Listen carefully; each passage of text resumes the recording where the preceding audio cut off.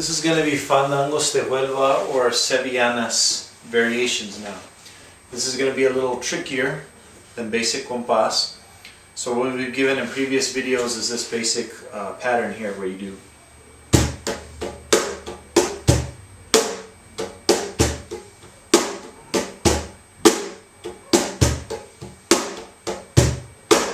Okay, that'll work for either of those palos. Sevillanas or fandangos de Huelva. Now what I'm going to do is give you something that's a little denser and it rolls a little bit more. Whereas this one just kind of goes.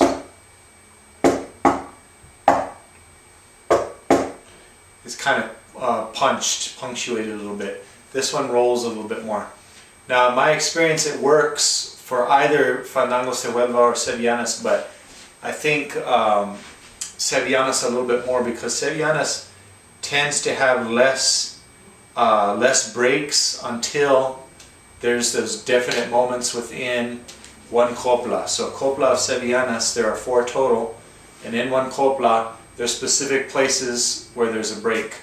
But until then, you want to keep a constant rolling feel, and this is a good pattern to help do that. But like I said, you can also use it in fandangos de Huelva. You just have to find the right places to throw it in there.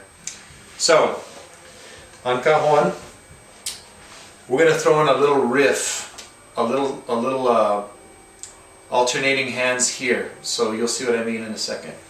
So we're going to build off of the first idea. We start the same way. So that's the same. 1, 2, and 3. Okay. From there,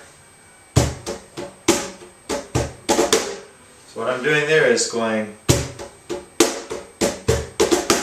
like if I were just going to do a remate. 1, 2, 3, 4, 5. 1, 2, 3, 4, and 5. That's left, right, left if you're right-handed. 1, 2, 3, and 4, and 5. Then you put in that little bridge, right, left, to get back into the next measure of 6. So I go.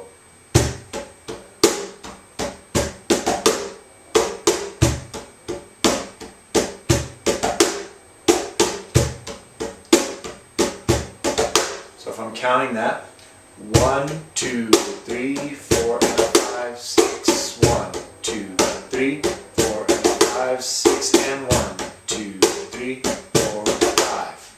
Okay? So, played up to speed, it sounds like this.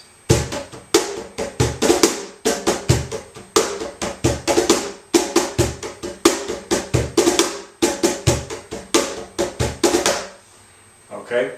Now you don't want it to be necessarily a big, like you would do a remate, very accented. Not so hard. You want it to be a little more subtle now because it's not acting as a close or cierre or a remate, but now it's acting as just a rhythmic accent within the compás. So it's got to be a little more subtle. So if I were playing it, probably want to keep it about here.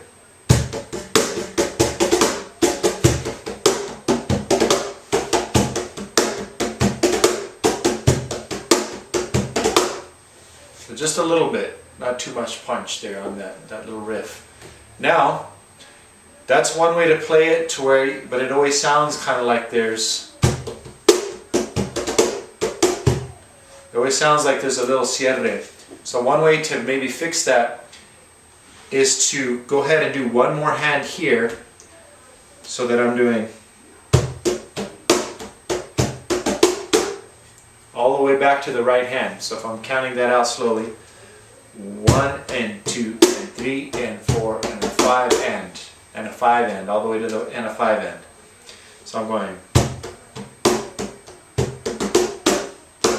and then I go back in with a bridge. So I'm going 1, 2, 3, 4 and a 5 and boom. So that's different because before I was going. Now I'm going one more sound than the last one.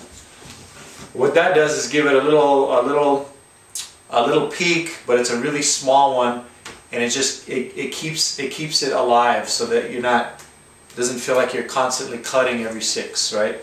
So the other one sounds like you are cutting, although you can blur that a little bit depending on how you play it. But the other one sounds like this again.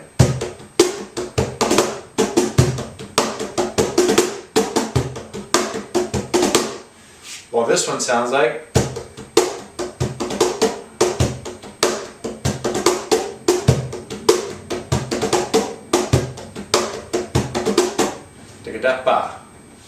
so it gives it a little bit more of a roll, and that's really a really good one for sevillanas. Fandangos maybe a better sounds with cuts. So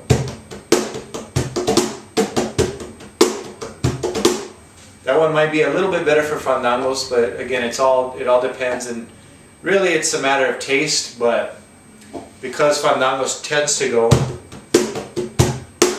constantly has that pause at the end of the compás, that one fits well with fandangos.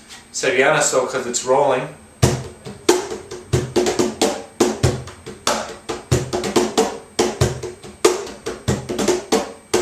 up to speed.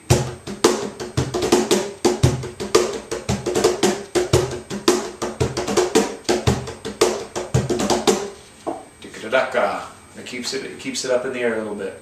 So practice that.